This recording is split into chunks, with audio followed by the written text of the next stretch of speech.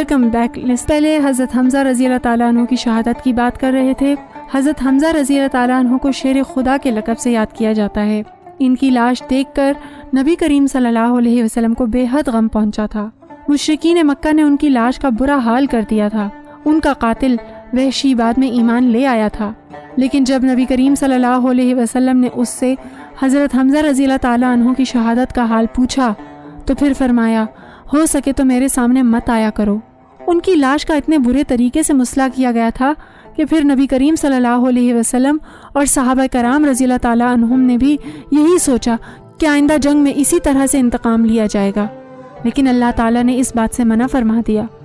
پھر جب بھی رسول اللہ صلی اللہ علیہ وسلم کہیں جاتے تو وہاں رخصت ہونے سے پہلے صدقہ و خیرات کی تلقین کرتے اور مصلح کرنے سے منع فرماتے.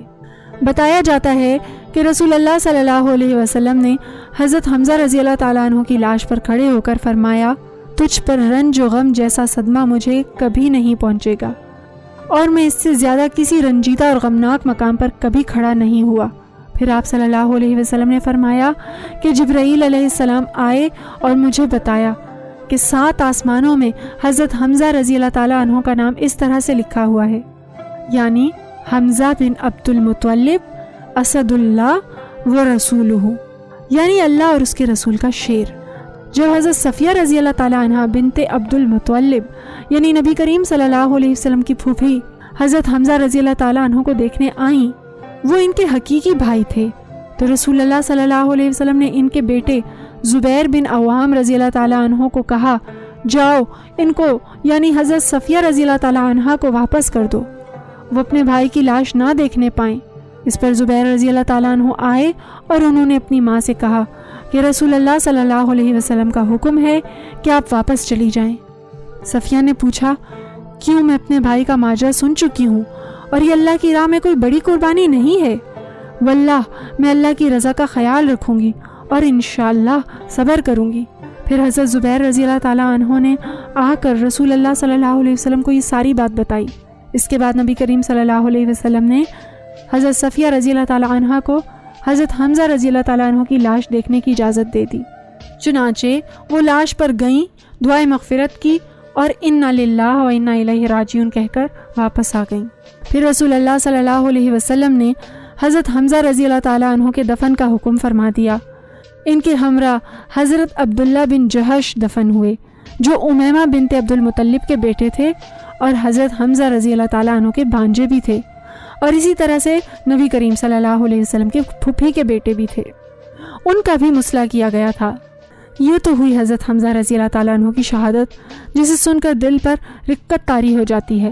اسی طرح سے اس جنگ میں مسلمانوں کے 70 آدمی شہید ہوئے. آئیے اب بات کرتے ہیں کہ نبی کریم صلی اللہ علیہ وسلم نے ان شہداء کی تدفین کس طرح سے کی. حضرت ابن عباس رضی اللہ تعالیٰ عنہ سے بیان ہے کہ جنگ احد میں رسول اللہ صلی اللہ علیہ وسلم نے فرمایا کہ شہداء کا سامان جنگ اتار لیا جائے اور لباس میں خون سمیت دفن کر دیا جائے. بہت سے لوگ اپنے اپنے شہید رشتہ داروں کو لے کر مدینہ چلے آئے، لیکن پھر نبی کریم صلی اللہ علیہ وسلم نے اس بات سے منع فرمایا اور حکم دیا کہ شہداء کو وہیں دفن کیا جائے جہاں ان کی شہادت ہوئی ہے. چنانچہ یہ اعلان سن کر وہ سب جو اپنے اپنے شہیدوں کو میدان جنگ سے اٹھا کر لے گئے تھے وہ واپس مقام احد پر لے آئے. رسول اللہ صلی اللہ علیہ وسلم سے انصار نے پوچھا، یا رسول اللہ صلی اللہ علیہ وسلم، ہم زخموں سے چور ہیں، قبر کے بارے میں آپ صلی اللہ علیہ وسلم کا کیا حکم ہے؟ تو آپ صلی اللہ علیہ وسلم نے فرمایا کہ قبر کھلی اور کشادہ کھودو اور ایک قبر میں 2 3 دفن کر دو. پھر صحابہ کرام رضی اللہ تعالیٰ عنہم نے پوچھا، یا رسول اللہ صلی اللہ علیہ وسلم، قبر میں پہلے کس کو رکھیں؟ اس پر نبی کریم صلی اللہ علیہ وسلم نے فرمایا، قبر میں پہلے اس کو رکھو جسے قرآن زیادہ یاد ہو. چنانچہ اس طرح سے رسول اللہ صلی اللہ علیہ وسلم ایک قبر میں 2 3 شہید دفن کر دیتے اور 2 دوستوں کو ایک ہی قبر میں دفن کرتے، جیسا کہ عبداللہ بن عمرو جو کہ حضرت جابر رضی اللہ تعالیٰ عنہ کے والد تھے اور عمرو بن جموح رضی اللہ تعالیٰ عنہ کو ایک ہی قبر میں دفن کیا گیا. وہ آپس میں دوست تھے. ان کو بغیر غسل کے خون میں لت پت ہی دفن کر دیا گیا. ایک قبر میں 2 یا 3 شہیدوں کو اس وجہ سے دفن کی رخصت عطا فرمائی گئی کیونکہ مجاہدین زخموں سے چور تھے. ہر ایک کے لیے علیحدہ علیحدہ قبر کھودنا دشوار ہو رہا تھا، جب جنگ احد میں شہداء کے دفن سے فارغ ہو گئے تو نبی کریم صلی اللہ علیہ وسلم نے فرمایا، میں ان شہداء پر شاہد ہوں، اللہ کی راہ میں جو شخص مجروح ہوا، اللہ اس کو قیامت کے روز اس حالت میں اٹھائیں گے کہ اس کے زخم سے خون بہہ رہا ہوگا، خون کا رنگ سرخ ہوگا اور کستوری کی طرح مہکتا ہوگا۔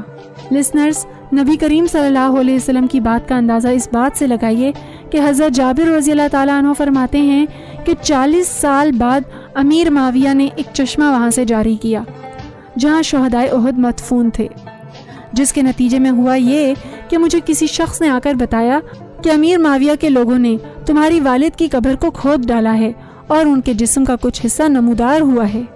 چنانچہ حضرت جابر رضی اللہ تعالیٰ عنہ بتاتے ہیں کہ وہ اپنے والد کی قبر کے پاس آئے تو اپنے والد کو اسی شکل میں پایا جیسا کہ دفن کیا تھا۔ اسی طرح بتایا جاتا ہے کہ حضرت حمزہ رضی اللہ تعالیٰ عنہ کے پاؤں کو کچھ لگ گیا اور ان کے پاؤں سے خون جاری ہو گیا۔ بتایا جاتا ہے کہ وہ اس حال میں تھے جیسے سو رہے ہوں، ان کی قبروں سے کستوری کی مہک آ رہی تھی۔ حضرت عائشہ رضی اللہ تعالیٰ عنہ بیان کرتی ہیں کہ رسول اللہ صلی اللہ علیہ وسلم نے ایک دفعہ جابر رضی اللہ تعالیٰ عنہ کو مخاطب کیا اور فرمایا، کیا میں تمہیں ایک خوشخبری سناؤں؟ اس پر جابر رضی اللہ تعالیٰ عنہ نے عرض کی، کیوں نہیں، فرمائیے یا رسول اللہ صلی اللہ علیہ وسلم۔ تو آپ صلی اللہ علیہ وسلم نے فرمایا، کیا تمہیں معلوم ہے کہ اللہ تعالیٰ نے تمہارے والد کو زندہ کر کے پوچھا، کوئی آرزو کرو، تمہاری ہر آرزو پوری ہوگی۔ اس پر جابر رضی اللہ تعالیٰ عنہ کے والد نے عرض کیا، اے میرے پروردگار، میں نے تیری عبادت کا حق ادا کیا ہے، میری تمنا ہے کہ مجھے دنیا میں واپس لوٹا دیجیے اور میں پھر سے تیرے نبی صلی اللہ علیہ وسلم کی رفاقت میں شہید ہو جاؤں اور تیری راہ میں دوبارہ شہادت کا درجہ پاؤں۔ تو اللہ تعالیٰ نے فرمایا، ہمارا دستور ہے کہ دنیا میں دوبارہ نہ لوٹایا جائے گا۔ پھر انہوں نے دعا کی کہ میرے پیچھے میرے رشتہ داروں کو اس بات کا بتا دیجیے۔ یہ بھی بتایا جاتا ہے کہ شہدائے احد نے اللہ کی بارگاہ میں عرض کیا کہ ہمارے وہ مسلمان بھائی جو دنیا میں زندہ ہیں، انہیں ہمارے حالات اور خوشحالی کی زندگی کے بارے میں خبر دینے والا کوئی نہیں، تاکہ ان کو ہماری خوشحالی کا پتہ چلے اور وہ جنگ و جہاد سے منہ نہ پھیریں۔ اس پر اللہ تعالیٰ نے ان شہدائے احد کی دعا قبول فرمائی اور اللہ تعالیٰ نے قرآن میں آیت نازل فرمائی۔ چنانچہ اللہ نے ان سے فرمایا کہ میں نے یہ تمہاری بات تمہارے بھائیوں تک پہنچا دی، اور اس سلسلے میں سورۃ آل عمران کی آیت 116 آیت نازل ہوئی۔ ترجمہ: جو لوگ اللہ کی راہ میں شہید کیے گئے ہیں، ان کو ہرگز مردہ نہ سمجھو، بلکہ وہ زندہ ہیں، اپنے رب کے پاس سے روزیاں دیے جاتے ہیں۔